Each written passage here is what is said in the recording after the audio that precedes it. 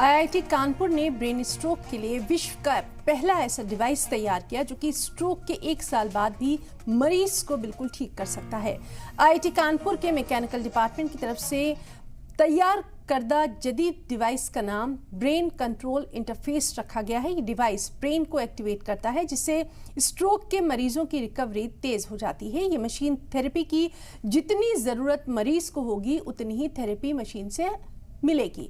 अब ये machine final trial के लिए तैयार है। इस बीसीआई सिस्टम को मैकेनिकल डिपार्टमेंट के डिपार्टमेंट हेड आशीष दत्ता की टीम ने तैयार किया है।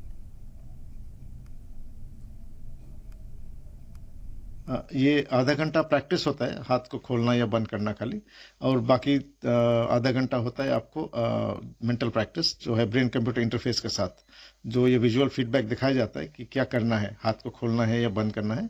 उसके बेसिस पर रोबोट हेल्प करता है पेशेंट को हाथ खोलना या बंद करने का। बेसिकली इस तरह के पेशेंट को हॉस्पिटल जाने में बड़ी दिक्कत होती थी, क्या ये मशीन हम घर पे यूज़ कर सकते हैं आसानी? हाँ, ये मशीन अभी जो हम लोग बनाए फुल्ली ऑटोमेटिक है, तो घर पे भी यूज़ कर सकते हैं।